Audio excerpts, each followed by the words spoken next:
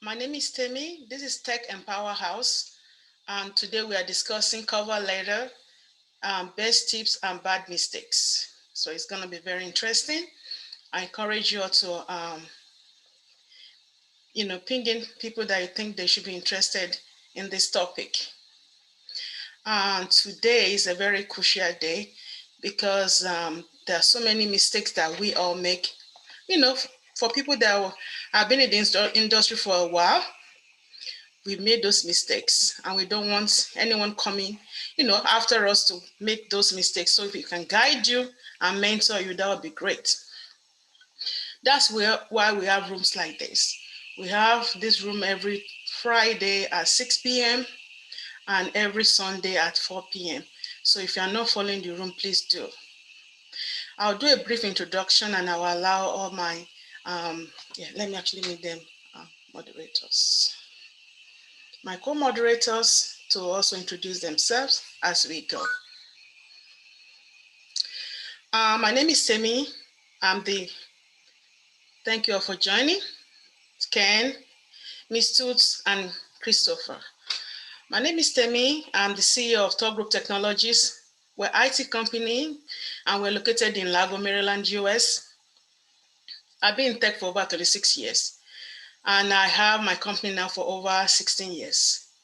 So I've been in tech all my life, pretty much hands-on on everything in tech, from software engineering to cybersecurity to managing the projects for large firms, Fortune 500 companies, and even intelligence project that if I tell you, I pretty much have to kill you kind of projects. So based on those years of experience I love to give back to the community, because I notice in our community, we are lacking in the area of workforce empowerment. That's why I started 16 years ago. And so one of my passionate area, I'm very passionate about giving back and training. Right now I have more than 1,000 plus engineers under me that I mentor. And in this room today, you'll find a lot of my students, a lot of my engineers, and some of them will become moderators with me every time I'm in this room. And I have bachelor's in computer science from UDC, Washington, and master's in cybersecurity, and also master in software engineering from University of Maryland. Right now, I'm working on my PhD. I'm also an adjunct professor, so I tend to teach, but I will not teach today. And also, I'm coming up with a program that is called My IT University. MyITUniversity.com is a program that is a product of my company, Top Group Technologies, and we are working on it. It's almost done. It's to empower the community and to give back to job, aspiring engineers and in different area of training. So we provide training in the area of cybersecurity. You can look under my bio, under my profile, you see cloud tech, data analysis, Scrum Master, and so on and so forth. It's very important because we're talking about diversity and inclusion now. It has been a problem for a while, but now that we're discussing it, it's great because we need to have people of color, people, brown, skins, and different, diverse community in the workforce. So it's a very important thing to me. So I'll stop right there and I'll allow my co-moderators to introduce themselves. If you have anything to say, you can raise your hand. If you know you can contribute to these topics, you can raise your hands and you can come up also. So we'll allow Ken to introduce himself, then we follow by C2M and then Miss Tutu and every other person that will come to join us. So thank you so much. Ken, can you please introduce yourself? Thank you, Ms. Temi. Hello, everyone. Good evening. Good afternoon, wherever you are. My name is Ken. I am a business strategy and digital transformation expert. I typically run large transformation programs for Fortune 500 and FTSE 100 companies globally. I'm usually brought in to run very big, complex programs that constitutes business change and technology-enabled business change. My programs tend to be quite large touching multiple countries. I typically will run programs that are cut across maybe 35, 40 countries around the world, usually contract value for over 700, 800 million. My involvement, I've done several rooms with Temi, and I help people, essentially individuals who are thinking about getting into project management, particularly make the transition.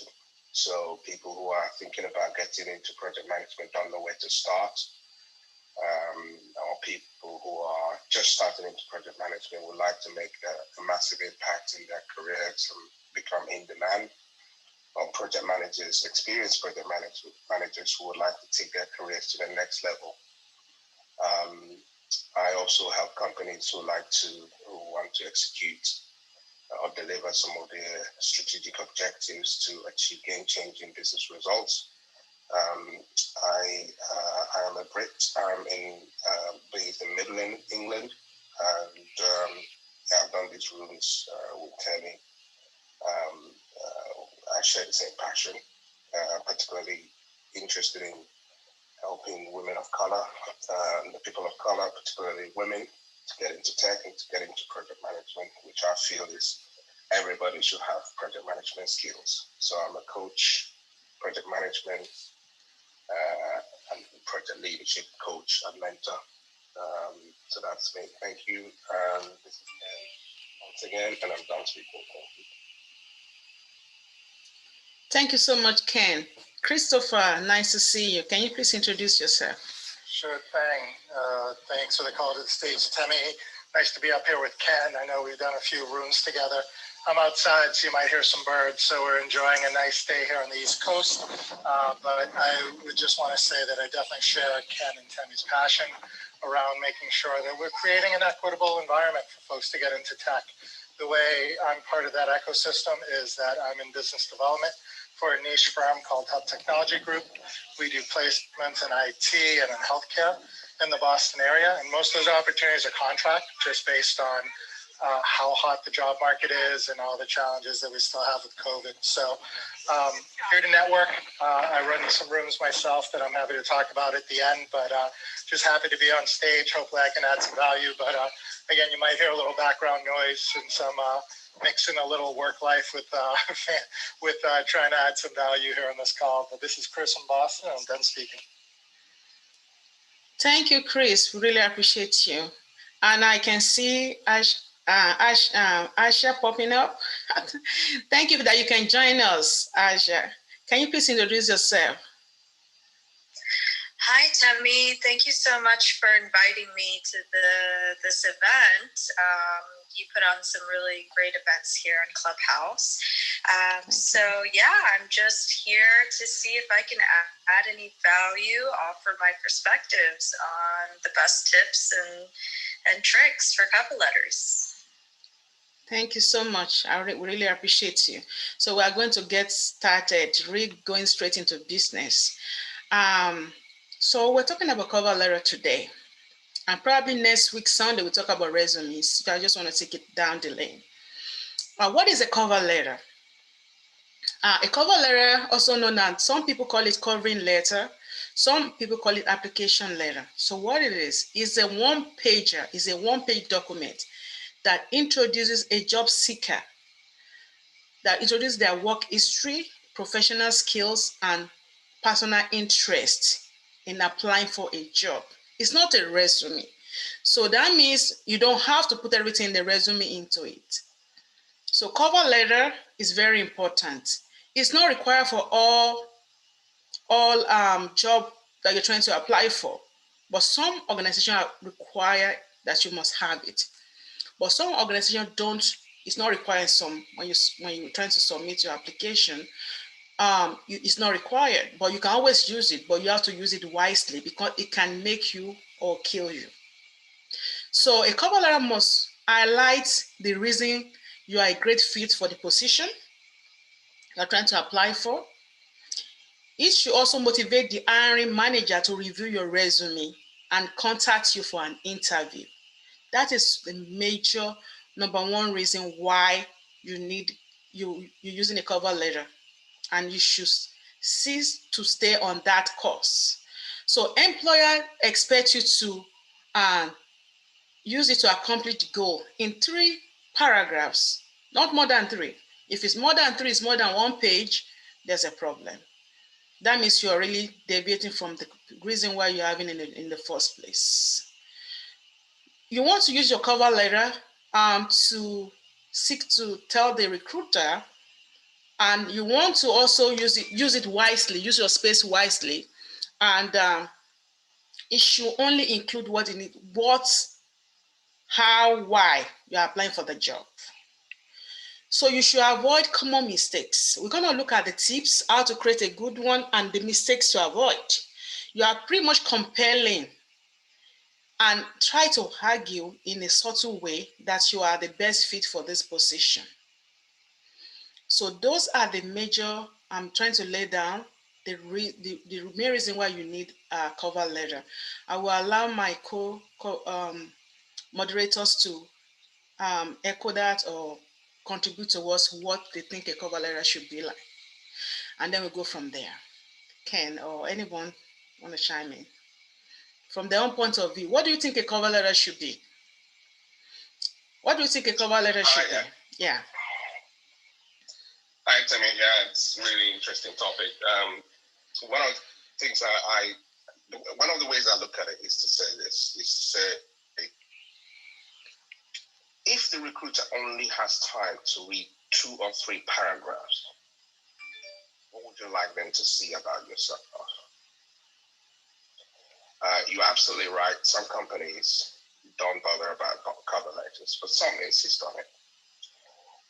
Part of it is they want to see if you can distill your skills and expertise and why you are the best person for the job in an elevator speech type format. So elevator speech means, imagine you're in an elevator with the CEO or the decision maker, and you've got 60 seconds going 1 floor, 2 floors maybe, depending on how fast the elevator is. And you've got 60 seconds to tell the CEO or the decision maker why you are the person for the job. What would you like them to take away? And that's the way I try to coach people to think about their elevator. The other way I like to look at not the elevator, the cover letter. The other way I like to look at the cover letter is to say, imagine you're picking up one of those tabloids, newspapers. We might call them red tops. We call them red tops or tabloids in the UK. And essentially, in the front page, you see a big bold headline, death in the royal family. And it says, prominent member of the royal family dies. Story on page 5. So imagine your cover letter is that front page, and page 5 is your resume.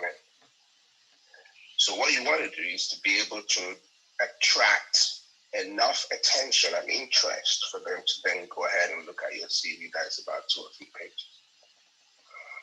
So and that's the thing, you got to look at it, and that's the way to look at it. If you approach a company that demands a cover letter, here's your opportunity to really go in and sell yourself, sell your skills. And in that cover letter, it needs to reflect the job requirements. If they're looking for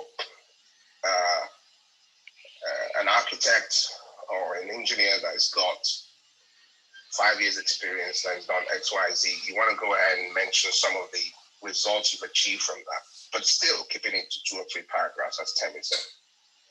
So that's the way I like to look at cover letter. If you have the opportunity to use it, I actually see it as an opportunity if you ask to do that, because then that's the opportunity to write some headline grabbing paragraphs about yourself and why you're the best man for the job.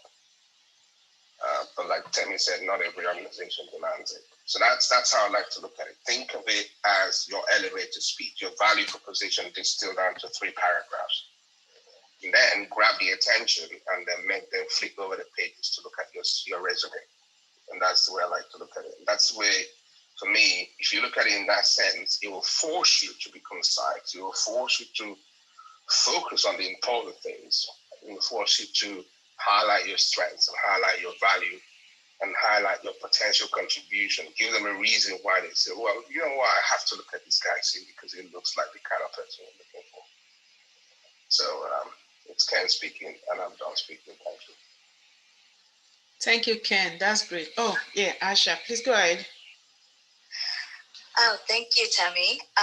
Yeah, I just wanted to chime in and offer some of my thoughts. So this cover letter topic is a really interesting one because it's so it's subjective, but it's also regional, I find. So, for example, as Temi and Ken were saying, sometimes companies will not ask for a cover letter, but I think that the way that this surfaces more frequently, at least in the markets that I've operated in, which are primarily New York City and recently Texas, but primarily New York City, what I see is if you're applying for a position online and the job listing is posted on a major kind of job board or using Greenhouse, for example. Greenhouse, powered by Greenhouse, appears at the bottom of a lot of U.S. job listings.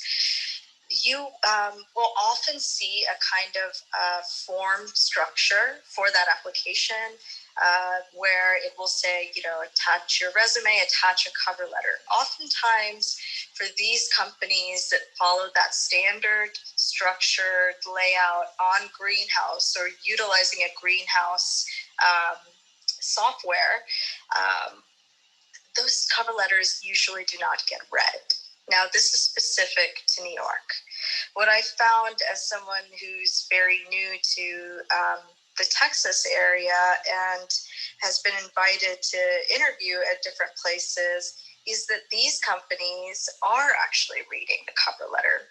So it takes a little bit of kind of guesswork on your part and awareness of your kind of regional tendencies.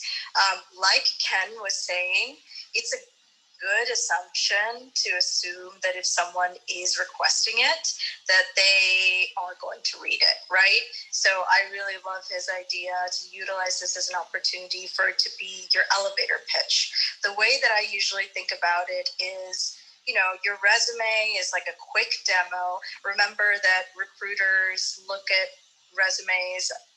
What is it? Temi probably knows the exact number. It's like 8 seconds or something, right? So you want to kind of tailor your resume for things to really, the important stuff to pop.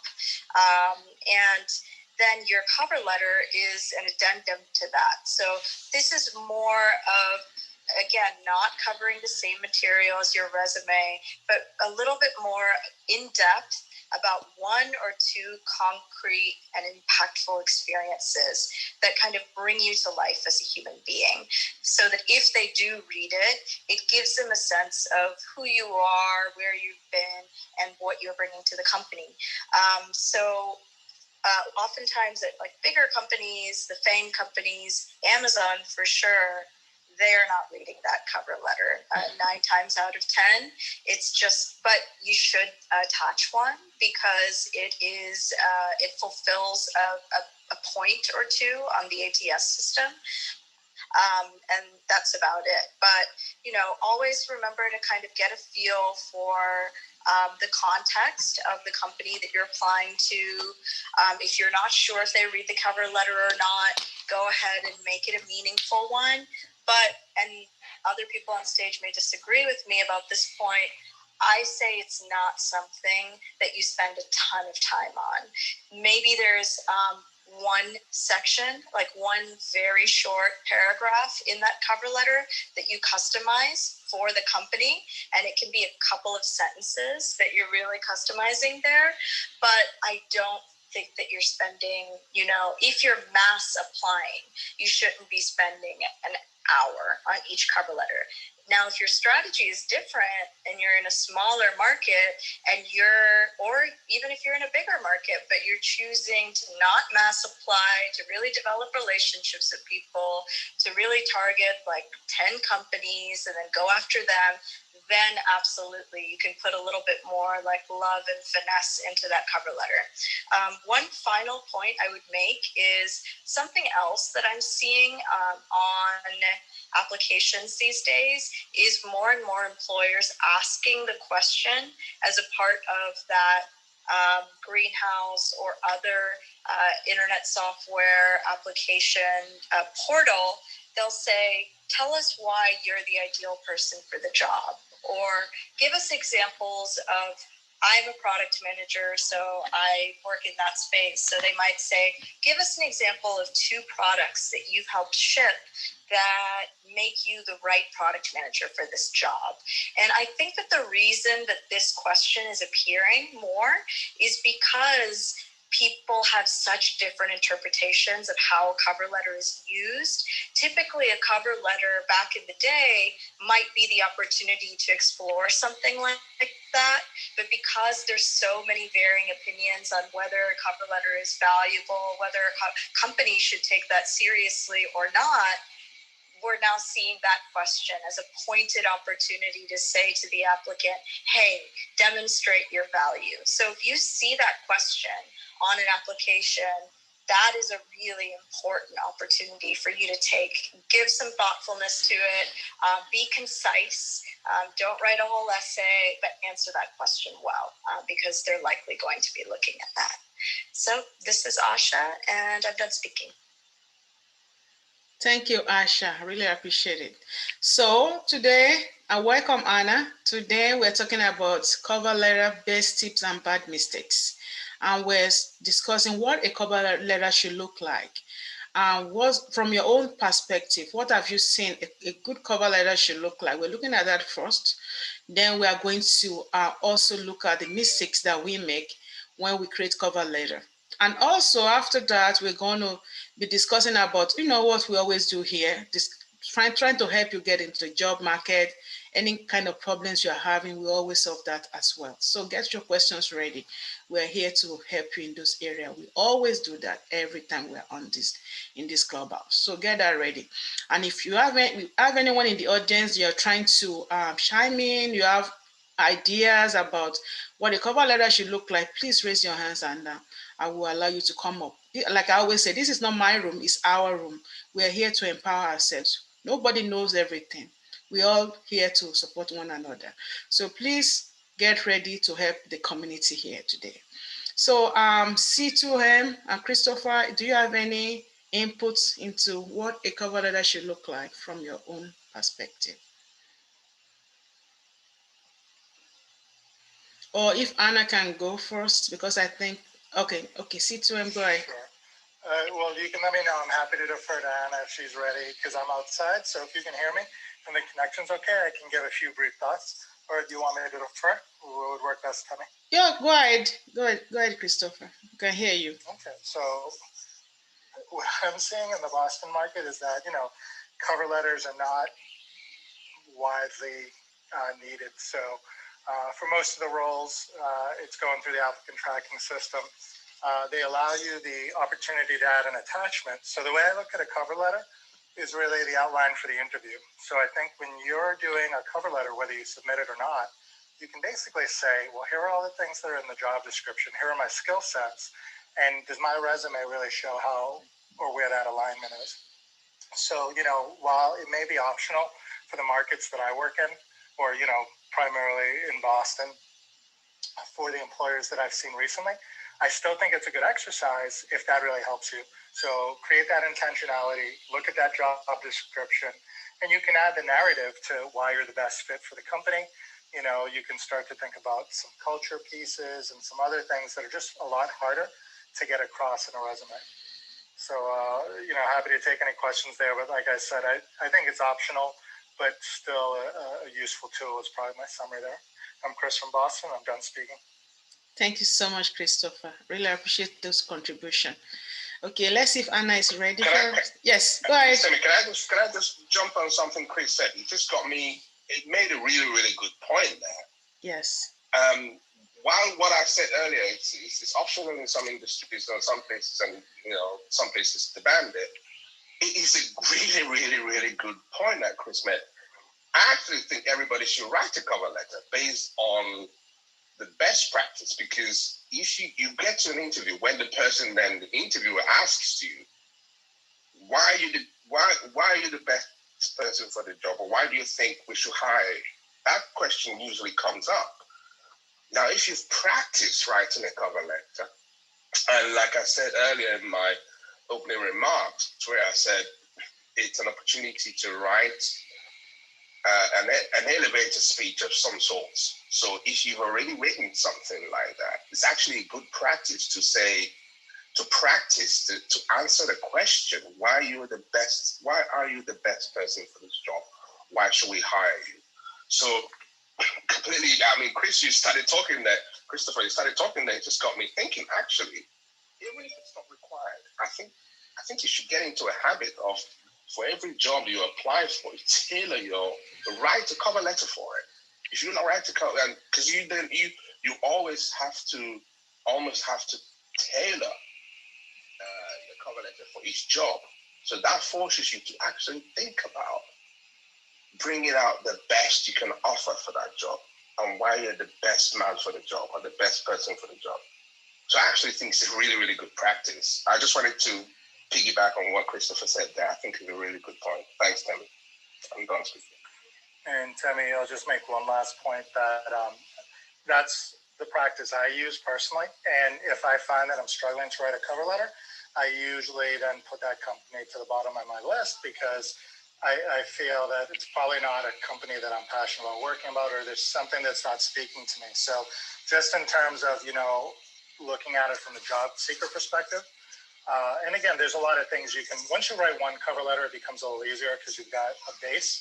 But I found that if I'm really struggling to say something that feels authentic and feels like a good representation to me, I probably saved myself some steps of realizing that this is probably somewhere I wouldn't want to work anyway. I'm Chris from Boston. I'm done speaking. That's really great. Yeah, I think it's very important to have a cover letter, even though it's not required. I remember many years ago when I used to work for other companies, I always have a cover letter. Just trying to be fancy. Just trying to be fancy. It doesn't hurt you. I put a cover letter in and I tailor it for whatever I need. And it's always great to have one, because most of the time, even though it's not required, it's professional. It's like a lady going out and you like to put a makeup. And you just want to be fancy for when you go out and look pretty. So I do it just for fun, just to put it on there, and that's all. And most cases it works. So a cover letter is very important. If you can add it, once you have a good one, just use it, but make sure that you tailor it to meet the role that you're trying to apply for. So now let's look at the tips. What are the things that you need to put on the cover letter? Your contact information about you. Your contact information, maybe like your name, your address, and things like that. It's very important to have that on it, the format. You start by including the date and your contact information in the top left corner of the letter. And so you can put, it's going to be on the left side, not on the right side, like a regular letter that you write, So it has to have your name, the date, and on the left side. And then you have to address the letter to the attention of your hiring manager. If you Google, just type on Google cover letter, you'll see a lot of formats that are very good that you can use. And then you begin your cover letter with common salutation like "Dear Alex Johnson," something like that. Don't say hi on the cover letter or hello. I think it's so informal. You have to be very professional on the cover letter, because that's like the first impression goes a long way. Because if your cover letter is not really professional enough, that's like sending a negative note to the hiring manager. So you need to make sure that you are very professional. Introduce yourself and show how the role aligns with your career goal. So that means a cover letter should be tailored to that role. You can't use one cover letter for everything. It's not one hat fits all. You have to tailor it, like we all already mentioned. So I want to echo that. And then mention any current employer that referred you. If somebody referred you to that position, you need to mention that so that they will know at least. That would be a plus for you. You understand? And also connect the position required skill with your previous accomplishments. So it's a way to blow your trumpet in a subtle way to show what you have done before in a way, like, okay, I've done something similar. Not like you are saying what is in your resume. We don't want to go into details, but we just want to mention that so that they will know exactly why you are the best fit for this position. And then afterwards, thank the employer for this time and consideration. Always remember to thank them, the hiring manager, in the body of the resume. So pretty much what we're looking at is, and then you close the letter with a friendly and yet formal signature, like sincerely. Then you put your signature and something like that. But what we are looking at is that we're looking at a format that is the way it should be. You cannot deviate from the format that is used worldwide. You can't say, well, I just have my own way. This is how I want mine to look like. No, you have to follow the rules. Following the rules. So when we look at the mistake, you're going to have that in the mistakes. We have to follow the rules. So the rules are very important in resume. Whatever they tell you in the resume, in the cover letter, how it should be. If the company tells you exactly what font, everything, you must follow to the last. Very important, because if not, you're going to get cut off. Like I said, the cover letter can make or break you, especially when they have a lot of people to hire. If you made a small mistake, you can be off. So we're going to look into that later. But right now we're looking at the format. So it's very important to start with that. So pretty much looking at the beginning letter of it, you have your contact information, then you have the professional salutation, then you have introduction to the hiring manager, then you have the most important qualification, then you close with the motivate them to take action, and then you sign. So those are the major things. So contact information on top, then salutation, always remember, then introduction to the manager, then you have your important qualification, most important, right? And then a strong closing that motivates them to take action. Then your signature. This is very important, and you will see that when you Google it, or if you need me to send you a format or whatever, let me know, because I have a lot of format I always share with my students, so I can help you with that. Any format tips that I might have missed, Ken or Christopher? Any addition to that? Ken, Christopher? Yeah, I think you covered it all. The one tip that I find it's useful is when you then talk about your fit for the job and examples, you can then use that opportunity to point them to your CV or to your resume to say, I believe I'm the right person for the job, given my roles at XYZ, where I've been able to achieve XYZ and deliver XYZ value, if you know what I mean. So you are actually drawing them back into, not just look at that and say, this is nice, but you're saying to them, you're pointing and signposting them to look at your resume. So you can reference some of the roles, not describing them the roles in the cover letter. You can say, I believe I'm the right person for the job, I'm the right fit, because I performed similar role in XYZ as referenced in my CV, where I was able to solve XYZ problem to deliver XYZ result, which meant XYZ solution for the company or for the project or whatever. So signposting, what you want to do is, first of all, like I said in my opening statement, you want to draw them in while you're the person. So sell yourself with that headline news, and then when you want to read it, then you signpost them to take a closer look at your resume. So you can reference the job description to what what you've done in the past and mention the role. You can actually say, similar to my roles in XYZ and my roles in XYZ, where I was able to deliver similar solutions to achieve XYZ results. I think that. I don't know what you guys think on stage, but I think that's what I would also do as well. Thank you. I'm done speaking. Thank you, Ken. Yes, Citizen, go ahead. Sure, just a quick add-on. So again, I'm coming from a business development background. I'm always trying to add something that helps to personalize things. So I'm doing a lot of research on the company. So one, instead of like to whom it may concern or to your department, I'll try to say, if I think this is going to HR, who do I know in their HR team? And I'll see if I can use LinkedIn and Google to get some of that information. And, if I can't find anyone specifically to address it to, I still may highlight something that was in the news. So I might say, congratulations on your rebranding. I saw, this article for hiring, your first female CIO. Like, I'll try to let them know that I'm cognizant of things that are happening with their company. And, obviously we're probably not going to talk about it here, but, if you get the interview from the cover letter and the application, there's a thank you letter. So it's really my thank you letter where I might add some, more personal contacts. But I think it's okay to start that in the cover letter, and it doesn't need to be a lot.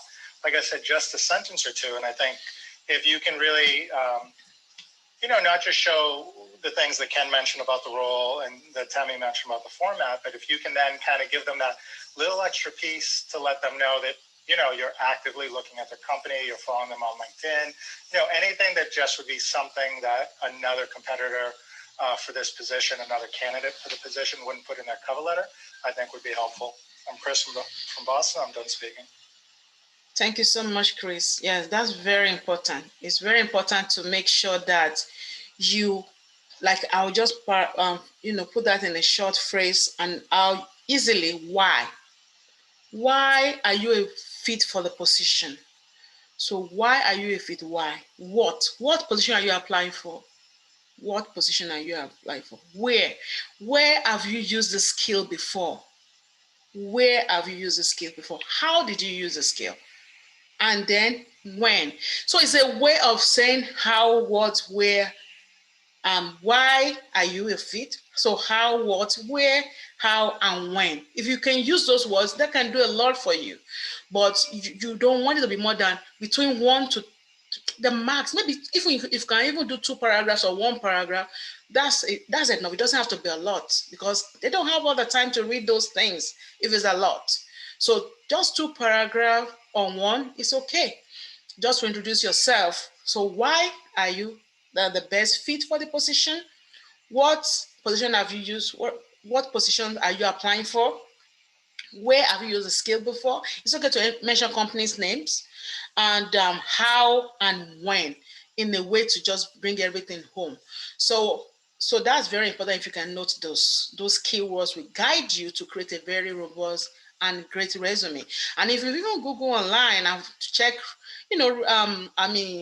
cover letter for what you're applying for. You can say cover letter for a data analyst, cover letter for a software engineer, cover letter for a product manager. You will see a lot. And you can even use that as a guide. I'm talking from way back when we don't have internet. How do we write our cover letters then? But now you have everything. So you don't have any excuse not to create a great cover letter because everything is there for you to guide you. So I will allow Robert to contribute to this discussion. Well, you're welcome, Robert, and Ms. Tutu, you're welcome back. Hi, Temi. Hi, everybody. I love what I'm hearing, and actually, as some of you probably know, I'm actually going through this process myself as I look to pivot into a new role. So one of the things that I've been doing, and I like all of the things I've been hearing, one thing that I like is it actually ties into my son's. He's doing virtual school sometimes, and so when I hear them, they're always talking about, for the writing, have a hook, hold them in. And so that's one of the things in my first sentence, if I can, I like to have, during my experience, I have done these things in practical and creative ways to make a difference for my customers, or really kind of tailor it to the opportunity, but basically saying, here's what I can do, and here's what I've done successfully over the course of my career. And then the next thing I'll say is, I want to bring that to you. So kind of let them know that, you're capable of what you deliver, kind of at a high level, but that you're interested in bringing that to them and making a difference for their organization. And then the next thing I have is usually kind of just, here's some key highlights, and I'll kind of just have a few bullet points where I would actually give a sense of scale and impact for the things that I've done that I kind of want to showcase. So if I'm able to lead teams in 3 continents, 20 plus people, I want them to know that, that the size of my projects, the size of my teams, the dollar values, because then it kind of starts answering some of those key questions that recruiters that I've seen so far now are starting to ask when they reach out to me. So they're really trying to, so I'm trying to kind of answer those questions for them so they have a better idea and maybe hopefully give me a better chance at, being reached out to or get through the applicant tracking system and have people on the phone. So I think it's just, have a hook, know your audience. So if it's healthcare, talk about helping people. If it's technology, focus on that, and just, make it your own. But I think those are my things, is to really draw them in and know how to frame it in a way that gives them a sense of scale and impact for what you would be bringing to the table. Thank you, Robert. Yeah, that's really great. I know you are also going through the process. So I'll say congratulations on what you sent to me with the job going to the next level. So I'm really glad that you're able to join us and to share with us what you're going through right now. So that's great. Thank you so much. Yeah, Ms. Toots, welcome back. Any contribution? We're discussing about the format of a cover letter. What are the things we should look out for? Yes, thank you, everyone. Hi, Miss Temi. Hi, everyone. Sorry I was late. So for me, recently I have stopped doing cover letters because it depends on which field that you're in. Some fields are very flexible and they don't really require it. The last time I did a cover letter was when I was still looking for jobs in public health, which was unrelated to the tech and software field, right? However, if you're going to write a cover letter, which I still think it's important, especially if you're breaking into a new career path and you're trying to navigate your way in, it is really important to sell yourself. So cover letter is like your portfolio, when you open up a portfolio, right, or a book, it's like the cover page. You want to sell yourself, you want to market yourself. And for me, what I did was I literally Googled cover letter examples, right? And use the format of what they wrote and put it in the words, leverage those words towards the field that I'm trying to, apply into. So what I did was I just pretty much gave a brief highlight of what my qualities are, right? My qualities and qualification and why they should hire me. That's basically what I did. I looked, just gave them a brief, like a preface to your life, like almost like a biography, but not like, don't go into your personal life. You're just going to write specifically why you're qualified. You're selling yourself, why you're going to be a very a big part of their an integral part of their organization. What you're adding to the team and your skill set. A little bit about your background, your education and experience. And just end it there, right? You can start off with Dear HR, or what I did was to whom it may concern. I don't know if that was a great idea or not. I didn't have a professional look over my cover letter. So I don't know if you should write Dear Human Resources. Maybe Human Resources may be a better way of addressing the letter. So, and that's what I did. I haven't written a cover letter in forever, right? Since I've been working in tech. The tech field is a little bit more flexible. They don't really care for that. They like to get to the point of what are your technical skills and tool set. But if you're going to write a cover letter, if you're coming in to a field, it's very important to look at the examples of cover letters, Google cover letter examples and templates, and just, gear your statements towards that, the body of your letter. Gear that towards the example that you find in Google, and highlight your skills, your experience, and background in education. You don't have to write your tasks and job-related duties. You don't have to add that to your cover letter because you're going to add your resume, right? Your CV. So just highlight your quick qualification summary could be your cover letter. your introduction to your background in education and whatever certifications you have, and how you are a team player, put that towards the end, or you can put how you're a team player in the beginning and add your certifications towards the end of the letter and end it there. Warm regards. I look forward to hearing from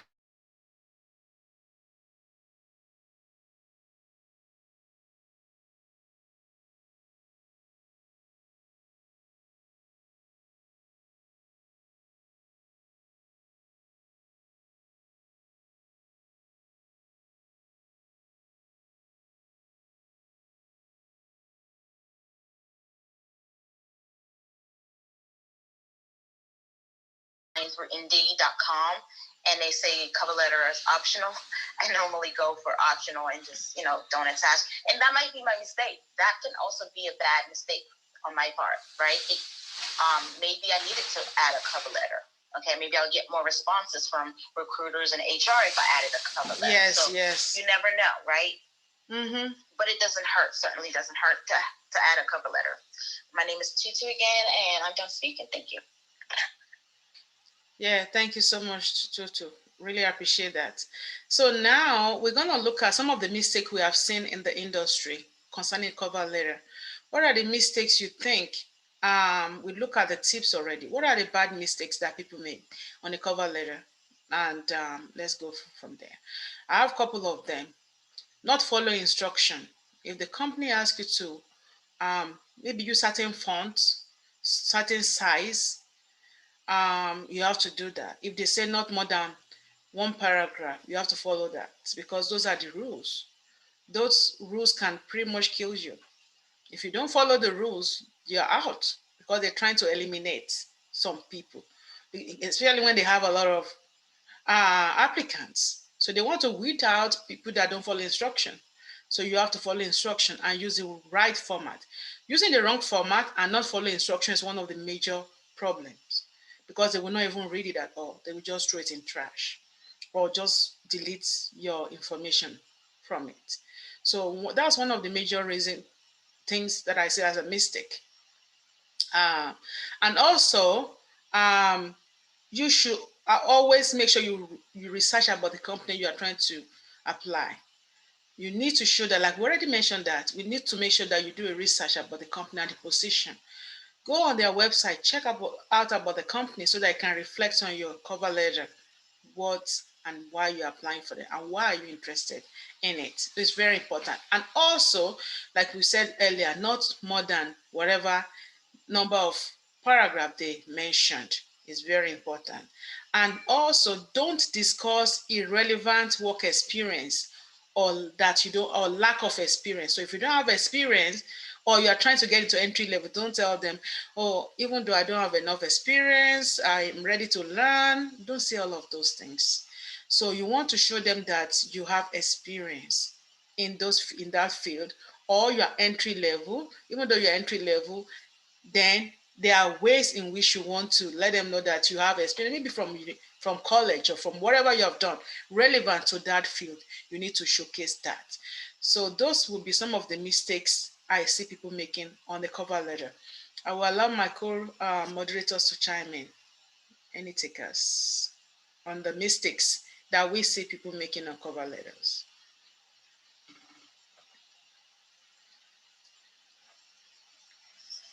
That's something I can go while others are thinking. Please go ahead. Is it okay? Yes, always okay. Okay. Go ahead, please. Thank you, Temi. So I would say the first thing is, being honest. Don't be too long. I think right now, I think Tutu mentioned, that cover letters are optional, right? So again, make it something for you that is going to help you with the process. But, if you're being too long and wordy, it probably isn't going to get read, and it's probably not going to land the right way. So, be intentional and make sure that it is, something that looks like it fits in, a page or less, something impactful that really highlights the things that you would really want to pop on your resume. But, you're giving the extra emphasis there. And again, those unique differentiators about, why you think you're the right fit for the company, something that you think the company has done well. And if you can do all that in a concise format, I think that really makes sense. And if it's too long, don't attach it, but definitely, or consider not attaching it. But definitely you can use that for reference notes for your interview, because that will help you create that narrative. I'm Chris from Boston. I'm done speaking.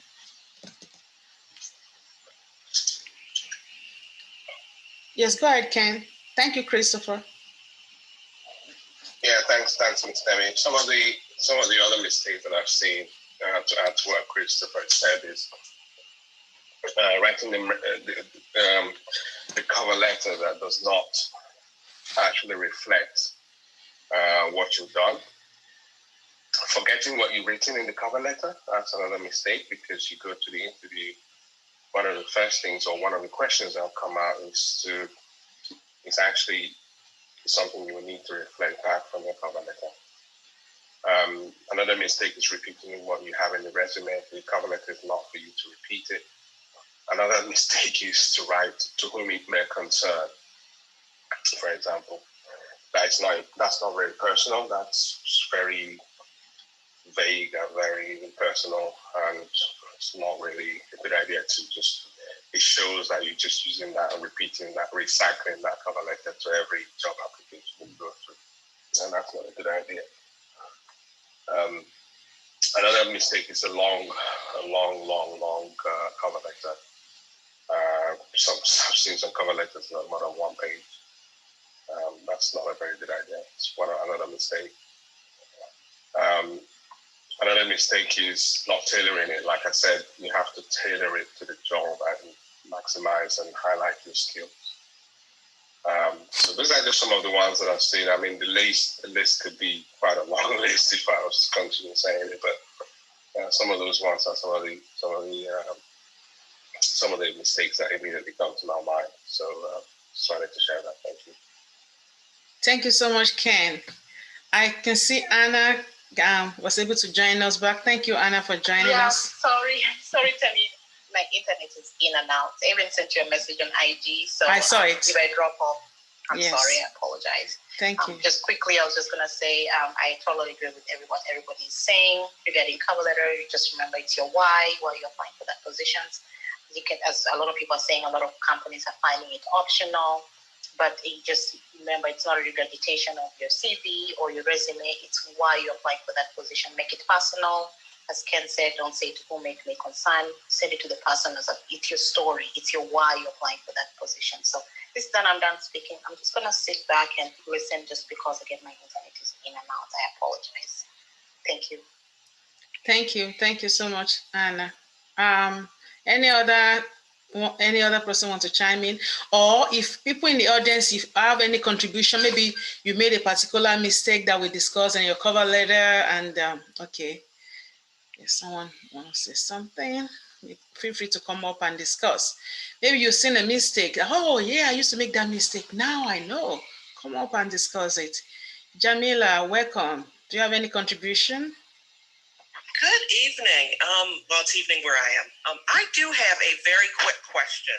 Okay. So, when you're applying for a more creative role,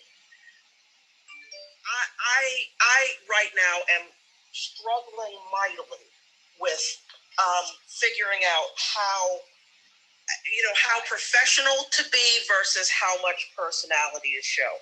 And I'll give a little bit of an example of that. My background is news and journalism and reporting. However, I have worked in comedy in the past. I'm getting my master's degree. Well, I'm finishing up finally my master's degree in comedy writing. And there's it's a corporation, but the job is for a comedy writer position at this corporation. And so, on the one hand, I want to tell the story about why I got detention in second grade because I was going to say what I was going to say no matter what. And it's a funny, very quick little story. But then on the other hand, I probably should also say, and I know this software, that software, this program, and I have more than 10,000 hours of doing this stuff. And I wonder if you can speak to that kind of dilemma. How much personality versus how much task A, B, C, D, E, which kind of is on my resume, but I don't know how deeply they're going to go and look at that either. Thank you, Jamila. I am going to be done talking. Okay, Jamila, thank you for that. Yeah, like we mentioned earlier when we started the room, we said your cover letter should not contain things that are already in your resume.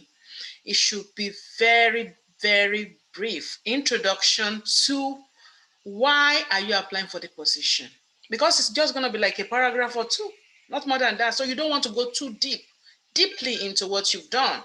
So you want to say, why are you applying for this position? What position are you actually applying for? You have to mention that position. You have to use keywords in that position. And where have you used it before? So you don't have to go deep. We don't want to be mentioning all the skills because you have space for skills in your resume. All those things will have to be highlighted in your resume. Like now on Sunday, we'll be talking about resumes. So you can see. So you don't have to mention those things out here on your cover letter. And also, how have you used it and when have you used it? So all those keywords going to be on your resume, and you tailor it with those keywords, like not really showing on your resume, but that is how you can write a great resume, by following why, what, where, how, and when, without going too deep. So anything that is on your resume already, don't bring it back out. But when they look at your resume, they should be able to match it. So whatever job title you have on your cover letter should also show on your resume as well. So that means you have to tailor it, but not going too deep into statistics and all those deep maybe quality, quantity, and all of that. You know, you don't have to do all of that on the cover letter. It can be in the resume, but you don't have to have it in the cover letter. I will allow the co-moderator to chime in based on their experiences. Ken, C2M, Anna, Robert, Ms. Toots. Any takers? This is Robert. Can I, Jamila, am I saying your name correctly? I'm sorry. Me, Jamila. Okay, very Jamila. Close though. Thank you. Thank you. So, quick question: what kind of position is it that you said you were applying for again? So something very similar would be kind of like a writer producer for something like The Daily Show, but the podcast part of it. So it's something that would need a news-minded person who's also really funny. Okay, I mean, the reason I'm asking is because while I was kind of thinking, and I guess I started looking at journalism, that I was thinking is I kind of looked at a couple of examples. I just kind of Googled, journalism cover letter, and then also kind of, I don't know if it's the right way, but comedy show cover letter examples. So I'm just kind of looking, and I think, when I look through and just kind of visually just scanning, what I see is just a lot of them really do look very much kind of the same, and they're all pretty professional. So I think the delivery of the kind of personality definitely, I don't know if you're asking maybe about the format, but it seems like they're all relatively brief, and they're all relatively, pretty brief, and they don't seem like they're really creative in terms of, like, I was almost going to suggest maybe write it in the style from a journalism standpoint or something like that, but it sounds like maybe that might not be the appropriate way. But I think the thing that I do like is looking at these journalism cover letters is a lot of them are actually kind of showing things like borders, kind of like separating the page where there's a little bit of stuff on one side and it's one color, and then you've got a text and information there, and then there's another half of the page, or the right side and the left side are sort of split. So I would say that actually maybe a really good way to kind of have like important information as well as sort of a story on the other side. So you may want to just kind of take a look, because it's I think when I look at this and I started Googling things, the one thing that sort of jumped out was actually the formatting of some of these looks pretty neat when they have these cover letters where there's sort of like a border along one side and there's actually information there. So it seems like a really good use of space, and that might let you get a little more information and story across without having to make it too much, right? Do you know what I mean? So this maybe my suggestion is maybe take a look and see if you can find some of that, because so you might have a little more leeway than kind of, is it like a stuffy engineering or job or something where it might, people might not like it as much. But since it's creative, I might suggest kind of taking a look and seeing if some of those might actually fit and work really well for you. I'm Robert, and I'm done speaking. Thank you, Robert. As you were talking, forgive me, my son is having a great time this evening. I Googled, comedy show cover letter, and I'm going through. I'm going, okay, this is, but I guess what you're saying though is that I really want to fit in more than not. But is there any truth to the belief that hiring managers are overworked and tired people who just kind of skim until they see something that excites them? I know that if a human looks at my resume, I'm getting an interview at least. But I'm so hung up.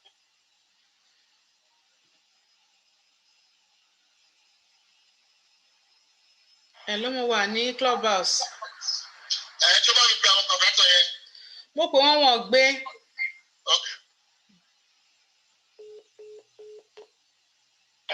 Read through your bio, and I would, I too want to work for Trevor Noah on some level, right? So I was inspired to read your bio, and, I've done some background acting, so by no means a correlation, but what I can tell you about background acting and applying, it's basically getting the agency to see that you can follow directions, and then when you're there, you can differentiate yourself. So to your point around, can I get a human to look at this? I think you almost have to play the game of assuming a human may not look at it, but a human's creating it, right? So what do you want to get out there knowing that less is more and knowing that you can expand on that once you get the interview? So not the sexy answer, but I think, you gamify the system, you make sure that what you're doing is appropriate to kind of get you through an ATS, if it works that way. And again, I'm no subject matter expert for a creative role, in television. But I would think that, you might want to have to save the pop and your kind of, desire and, what you really bring for the actual interview versus the application process. I'm Chris, and I'm done speaking. Yeah, that's great. What I was just going to... It is true that the creative resume it's a little bit different, and I know that from working with some of my family members who are in creative industry. When I said to them, I try to, as Robert mentioned, try to give them my sort of engineering type resume format. They just laugh and say, no, that will never fly. So I think that's similar to the creative industry as well. But however, what I would say is, if you are required to write a cover letter, Jamila, what I would suggest is perhaps in that cover letter, relating to what they are looking for, is highlight your highlights. So include your highlights that relate to the job that you're going for.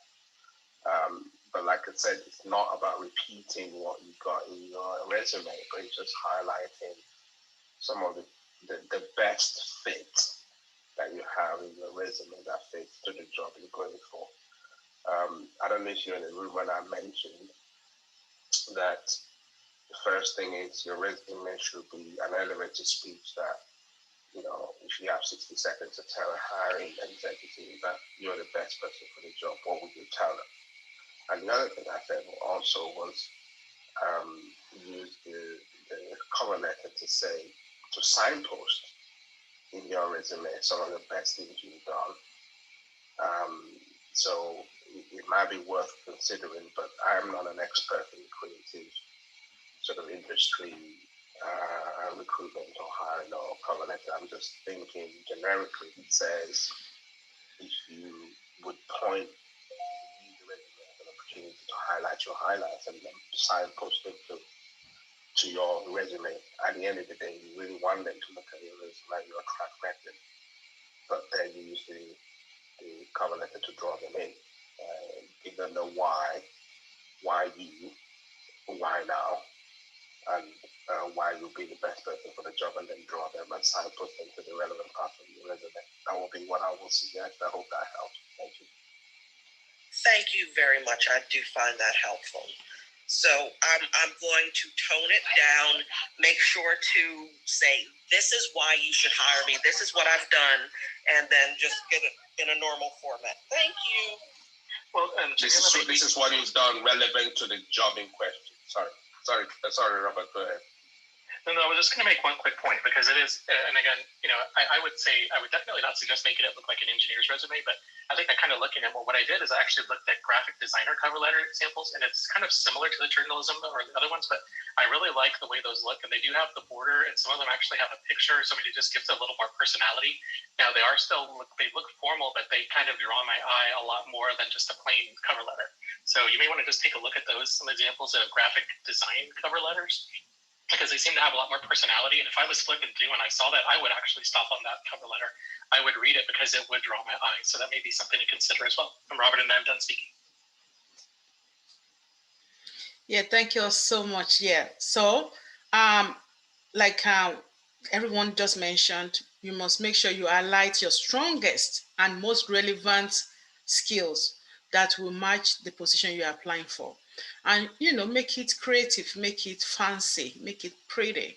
So because you are in the creative industry, and also applicable to everyone, make sure you first of all go online and search for like I mentioned before, search for similar cover letter. Look at a couple of them and try to use that as a guide concerning what the cover letter you're trying to put together. And I think everyone should have a cover letter, even if you need it now or not. Get one ready in case they ask for it, so you can have one ready. You might use it or not use it, but at least get one ready for the day when you will need it. They say save it for a rainy day. So it might come that the company asks you for a cover letter. Guess what? You have one already. And you can just pop it and just send it straight to them. So everyone should have a cover letter. That will be your assignment. If you don't have one yet, just have one in case you need it. So thank you all for this wonderful information. And thank you, Jamila, for coming up to with your question. And so people in the audience, if you have any question, please feel free to raise your hand and come up. And I hope, Jamila, I hope that has helped and that we have answered your question. So thank you all so much. Another mistake I've seen in the industry is when you are discussing your salary expectation on your cover letter. Don't do that. Don't discuss about, I hope you'll be able to pay me like $50 an hour. Can you imagine that? Or 100K per year and whatever. Don't discuss salary expectation on your resume. And don't make sure when you put your resume out, have your keywords, because sometimes they search for keywords.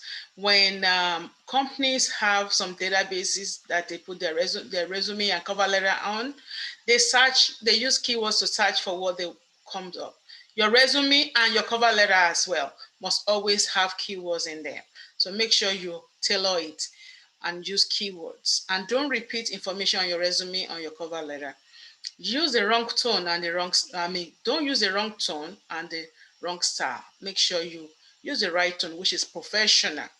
And always make sure, don't fail to add a strong call to action as you wrap up, as you are in closing.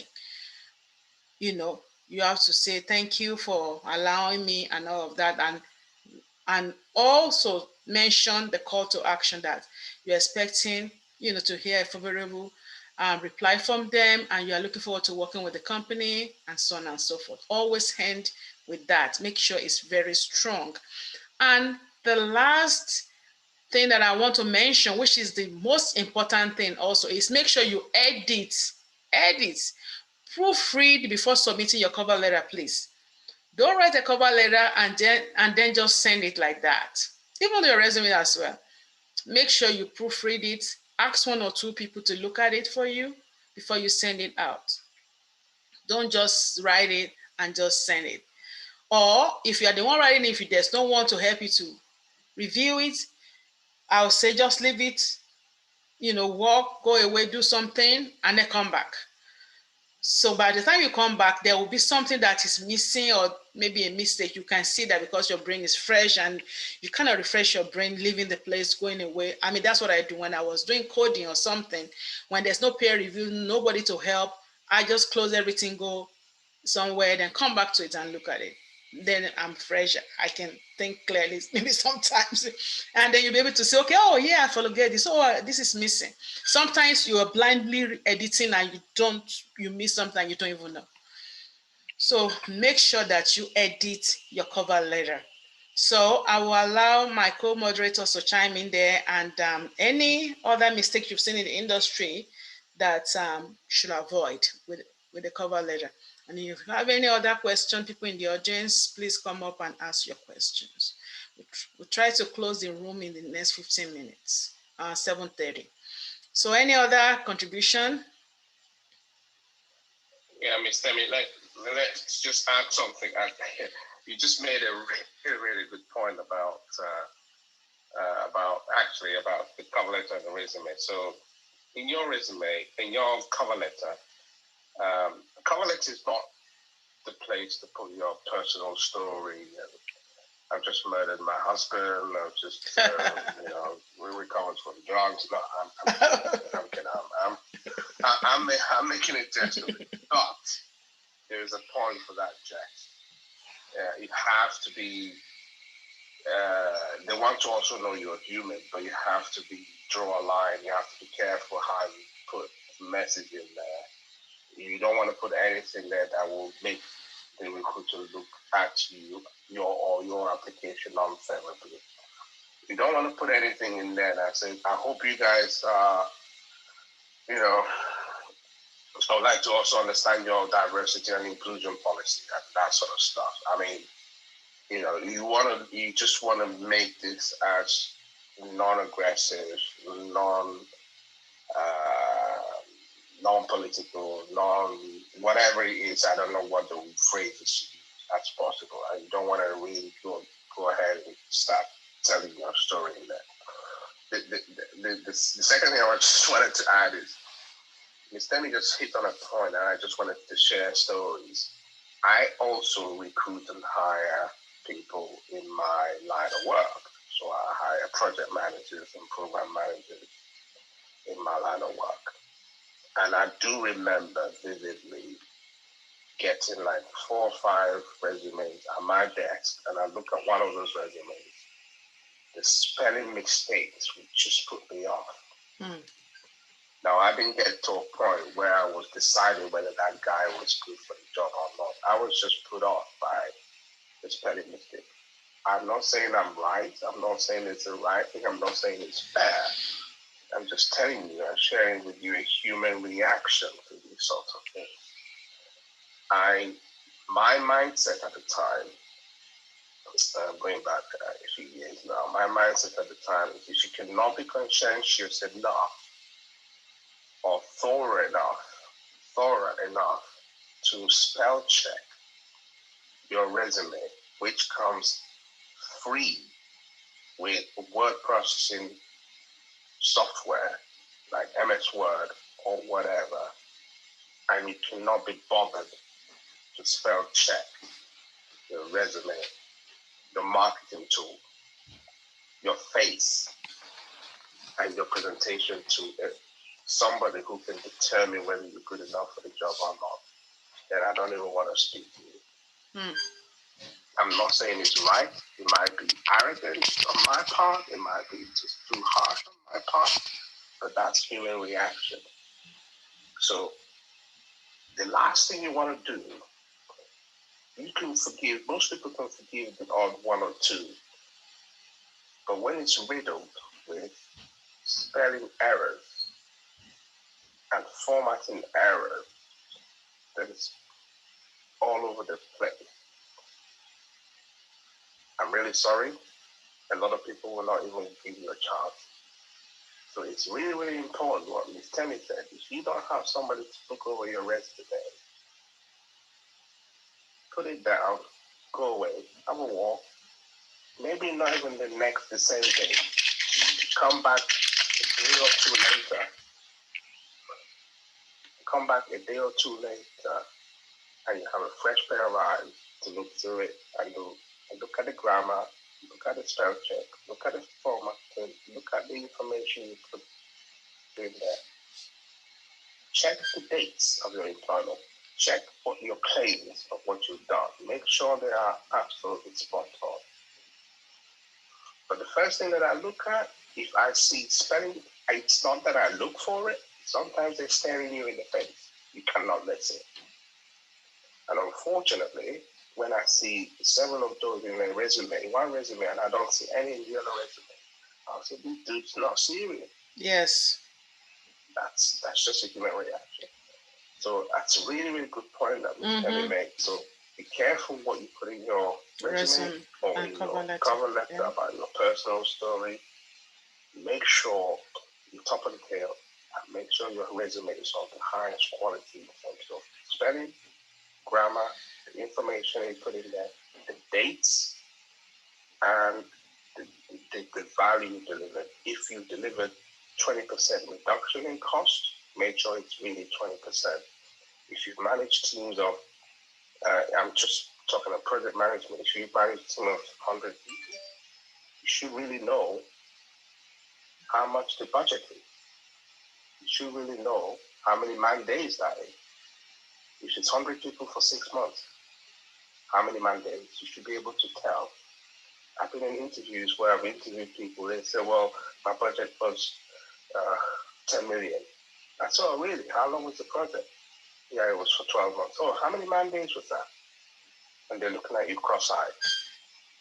Yeah, if you really, really like that project and you're responsible for that, you should know how many man days. Is it 10,000 man days, 15,000 man days? Because that determines how many people you manage. So for some people, you might be able to get away with it. If you're unfortunately being interviewed by me, then you've got to know your stuff, because I know this stuff. So I'm just giving you guys tips. You might come across some people who just glaze over the information. It doesn't matter. But for me, I like to know that you've actually got the scars and you're able to navigate what you say you're navigating. So don't go in there claiming I run a $10 million project for 6 months and you had 10 people. What the heck? Where's the rest of the millions gone? so I'm sorry I'm making lighthearted of this, making this lighthearted, but this is serious. You've got to know your stuff. Double check your resume. Challenge yourself. Challenge yourself in your resume. Challenge yourself. I know we're talking resume next week, but challenge yourself on your resume and challenge yourself on your cover letter. Make sure you can back up everything you claim in your cover letter and your resume. So that will be my summary addition there, Ms. Temi. Thanks, Ken. It's Ken here. I'm done speaking. Thank you so much, Ken. That's really great. Yeah, make sure you proofread your resume and your cover letter is very important. And Ken, for Sundays when we're doing the resume, not next week, Sunday. So be ready for Sunday. Oh, okay. All right, thanks. Yeah, we've never really done resume in this room. So on Sunday, we'll be talking about resume. That would be great. So we're trying to take it from resume to from cover letter, then to resume, and so many other job readiness series that we're going to be discussing, because most of the time we are technical. We talk about all the cybersecurity and all of that. We don't know the soft skills. So trying to use this room to discuss soft skill as well as, discussing the hard skills too. So thank you so much for that, for those information. So I just want to give a shout out to my students that are in here, Ginikashi, Carlton, and many other ones.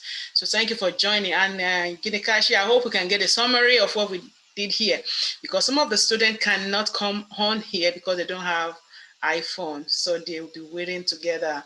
Always get a follow-up and trying to ask what we discuss in the room. So I always like to give a summary of our discussion.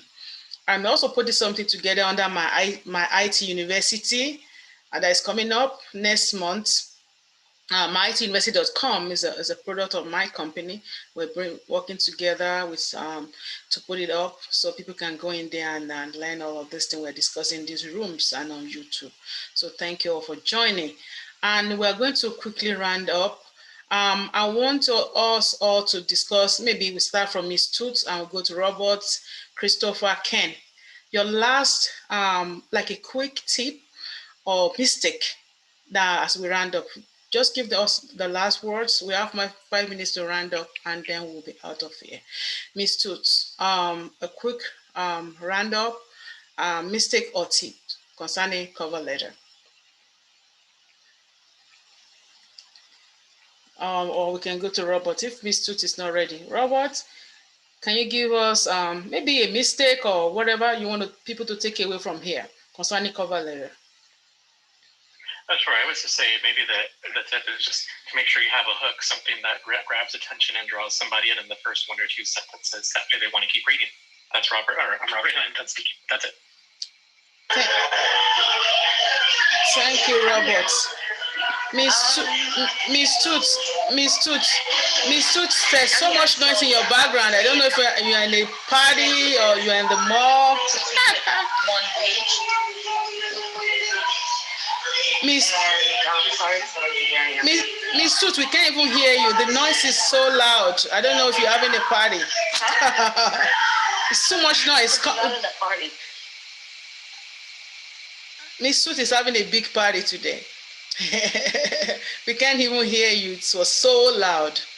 It's Friday night, y'all. Y'all know. Okay, come on. No, I was just going to say keep a one page letter for cover letter, because you don't even need a whole full page, because you're still going to have a review, on your CV, your resumes, and get straight to the point. In your cover letter, a brief about your personality, one line or one sentence, and then go into your qualifications and skill sets and close it. You don't need your duties in your cover letter, your task. If you did manage something on like project, like Mr. Ken said, you can add that on your, a little bit brief on your cover letter, but just keep it short, one page, and keep it short, sweet, and simple. It does help to sell you, and it does help you to look good, especially if it's a project you really, really want. And also, people forget, thank you letters are important as well. Thank you letters are also important after the interview. Thank you, Miss Toots. I hope you enjoy your party. Christopher, any last words, tips, or mistakes about cover letters we round up? Yeah, I think we've covered a lot. So I think the one thing I would just remind people is that you've got to customize. So when you're looking at that cover letter, just like your resume, if you're doing just, a stock resume and cover letter, you're going to get a stock response, which probably won't be any response from the company. So knowing that, you need to differentiate yourself, just plan to customize. And again, as you're going through, if it feels like something that you're having a hard time doing, it may not be the right company that you want to work for. So, your time is valuable, and, you'll start to figure out what companies you can be more passive with and kind of put less into it. But if you're doing the cover letter and you're taking the time, be intentional and really make sure you're putting your best foot forward there. Chris from Boston, I'm done speaking. Thank you, Christopher. Yes, Mr. Ken, any last words? Yes, thank you. So, like I said earlier, I think I mentioned this, but for the benefit of the people who came in later, always view your cover letter as your spokesperson, your headline. So this is your elevator speech of sorts. So if you're not there and you want somebody to speak to a CEO on your behalf, what would you want them to say that makes you be the best person for the job? The other thing I would say is spend as much time as you can on your cover letter as you would on your resume.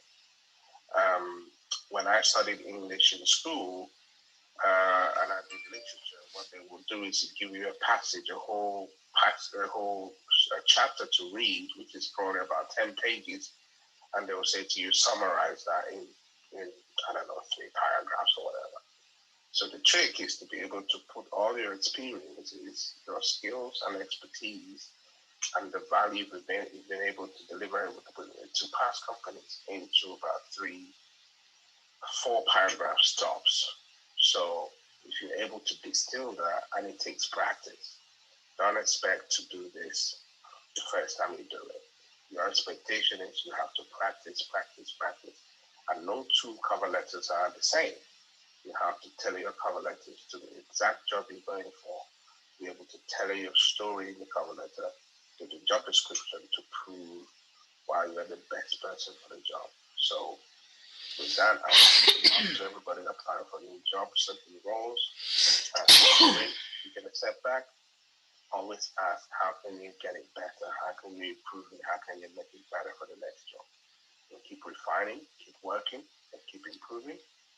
At some point, you get the jackpot, you hit the jackpot and get the job. So thank you. This is Ken. It's been a pleasure. I'm done speaking. Thank you. Wow, wow. What a wonderful, great room. So if you have not followed the moderators, I know we are so engrossed with what we're discussing that we even forgot to mention that you should follow the right thing to do. Follow the moderators. They are full of wisdom and knowledge in this area.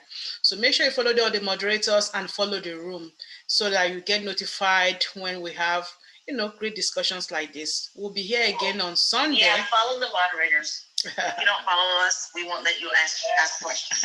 All right, we don't do that here. So please follow the moderators and follow the room. We'll be here again on Sunday at 4 p.m. Eastern Time when we discuss more about resume. It's actually going to be the first time of discussing resume in this room. It's going to be powerful. We'll talk about technical resume and also the soft skill you can add onto your resume. So please make sure you follow the room and the moderators. My takeaway, my last words will be, make sure you follow instruction. If your resume is required, if cover letter is required, make sure you follow instruction and make sure you edit the resume, your cover letter. Make sure editing is very important. Edit it very well and follow the format. So that will be my takeaway, and that everyone should have a cover letter. I don't care if you don't need it yet, just have one ready and keep it for the rainy day. When they will ask for one, just, dust it off and send it to them. So I want to add something real quick. Part of the reason why I probably wasn't successful in my first field of study was because I didn't have a mentor like Miss Temi. And so I never received a job or even an internship, even a free unpaid internship. I never got called for. And I didn't know anything about Indeed. I didn't know anyone to, I didn't have money to pay someone to, review my resume. And I didn't think that I needed one because I was like, okay, I can do this myself. There's Google. But I didn't start becoming successful until I met Miss P, right? So you need a mentor in any field that you're in, right? So now I have her as a mentor, and now I get jobs. I'm building confidence. Take a screenshot of her contact her, take her mentoring class. She's a master class in helping women in diversity and people in diversity to become successful and navigate you into whichever career fields you want to get into, especially in technology. So follow her, call her, and get connected with her on LinkedIn as well. Also share this room with your friends. If you have friends that's trying to get into navigate their way into technology, this technology and software field is a recession proof. It's a lucrative field, and you'll always most likely have a job. So if you can share this with your colleagues, your friends, your families all around the world, right? If they want to get into the technology field, and so you can get notifications on. We don't know how the algorithm is on Clubhouse, so when you don't want to miss the notifications from our rooms, right? So that's it. And you need a mentor. If you can get a mentor for free, but you need a mentor for your resume. You need a mentor for your portfolio and your cover letters. You just need a mentor to help encourage you to be successful in your field. Contact Miss Temi. She will help you get to technology, and she will mentor you and teach you. She's a professor. She will help you get become successful. Again, my name is Tutu, and Thank you, Tutu. I'm sending the check in the mail. Thank you. Wow. I'm so, I don't know what to say, but I really appreciate all this support that I'm getting for you all, my students, and as well as my friends that we met on here, Ken, Christopher, Robert, Hannah, and all the the people that are supporting the room. I really appreciate it. It's very important that we support ourselves and support our community, not only offline but also online here. It's very important. So I really appreciate everyone. Thanks for joining. And we're about to close down. So I just wish you all the best. Stay safe and empower. We know this is Tech Empower House. So empower people out there, young, old. It doesn't matter. One day at a time. Let's empower ourselves and our community and continue to push forward. I know the pandemic is out there, but this time is still gonna pass as well. So when you see someone going through something, talk to them, encourage them, inspire them, and we'll all be here to celebrate when everything is over, when the pandemic is all over. So let's just endure and be encouraged that great and brighter days are ahead of us. So I really appreciate everyone so much. Thank you and have a wonderful evening. Stay blessed and bye-bye. Thank you. Thank you All all. the best. Okay, Thank bye. you. Bye, everybody. Thank you. Good night. Good night.